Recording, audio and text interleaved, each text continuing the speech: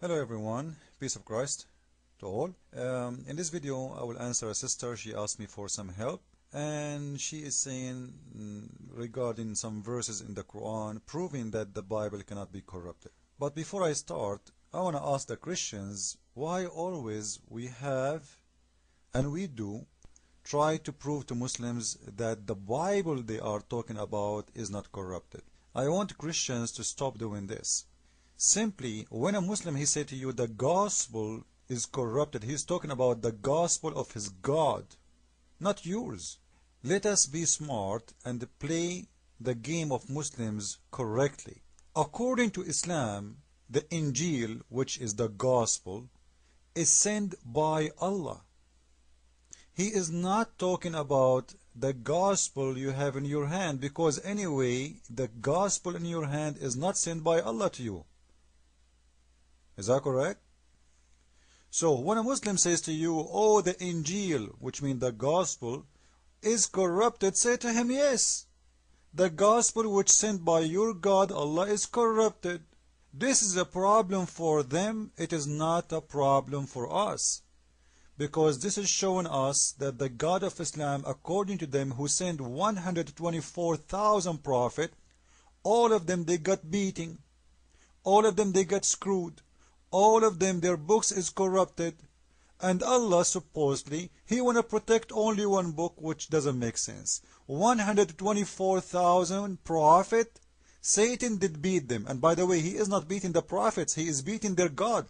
Because the books prophets bring, they are the books of their God, not their books.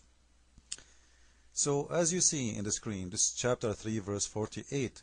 It says that Allah, He is the one who taught the gospel. He is the one who taught the Torah, and He is the one who taught the Injil. The law and the gospel in here is simply translation for the word Torah or Injil. So those are the books of Allah. So if a Muslim saying his God Allah get screwed by Satan and Satan made fun of him and corrupt his book, agree, we have no problem. It is the problem of their God, not our God. Our God is not Allah, and we have nothing to do with those books. Anyway, this is number one. Number two, just to show you from the beginning how stupid is the one who wrote the Quran. As you see in here, it says that Allah is the one who brought the Torah and the Gospel. If we go to different verse, chapter 5, verse 66, to show you that when Muslim says that the God of Islam, He is the same as your God, and He is the one who brought the Torah and the Gospel, is not, simply by the following verse, 566, saying the following. If only they had stood fast by the law and the gospel and all the revelations that was sent to them from their God. You see how stupid this God is? If you are the one who sent the gospel and the Torah, why you say to them, if they stay by the gospel which sent to them from their God, shouldn't He say from me? Remember, the one is talking there is Allah, but the one who is making the Quran, he is just a fool. This is why he keep contradicting himself. One verse saying to us that Allah is the one who brought the Torah and the Gospel, another verse saying to us if they stood with their book which sent to them from their God, they would be fine. Which means their God cannot be the God of Islam. So our God is not the God of Islam anyway. Now let us continue and show you more verses in the Quran to show you how stupid the one who made the book. Chapter 3, verse number 93. You will see in here the Jewish and Muhammad, they have argument over food, what they should eat, what they should not eat. What Muhammad he said to them, listen to this.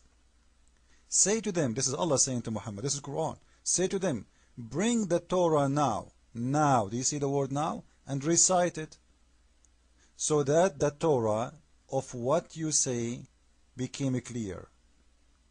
So Allah in here in this surah saying to them, saying to Muhammad, say to the Jewish to bring their Torah if they are honest in what they say to you about arguing about eating a camel or drink the milk of the camel. So if the Torah is corrupted, how you say to them, bring your Torah now. Do you see the word now? So the Muslims cannot play games, say, oh, this is about the Torah before. This is about the Torah 500 years before Muhammad. No. This is now. Muhammad is challenging them to read, not only to bring it and read. Read it from where? From the Torah. When? Now. So how you ask them to read it from a book? It's corrupted already. This is one of the stupid things in the Quran. It's chapter 3, verse number 93. Let us move. Chapter 3, verse number 3, it says clearly what is between their hands. But when you see the Muslims translate the verse, they say, what was confirming what was before it of the books. This is not true. It is what between his hand. He have now between his hand, confirming the books between his hands, which is the Torah and the Injil, the Gospel. Let us continue. This is 543. And here you will see very, very clear evidence. Allah saying to Muhammad, how they are making you their judge when they have the Torah. They have the Torah. He's talking to Muhammad right now. You know, there is no need for you to be a judge for them because they have the Torah. Let them read their Torah. So if the Torah there is not the true Torah no more, how Allah say to Muhammad, how you can be judged for them if they have the Torah? Do they have the Torah or they don't have the Torah? If they have the corrupted Torah, you cannot say to them, go and read the Torah, which is corrupted, to be judged for yourself. Right?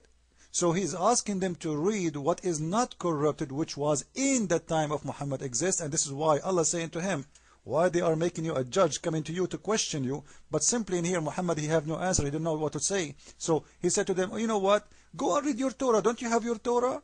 It's approved. So it's approved, not corrupted. I'm not going to say to someone, go and read the book of Jehovah's Witnesses to get the right answer. Jehovah's Witnesses for me are not a Christian. And their book doesn't have to do with me anyway.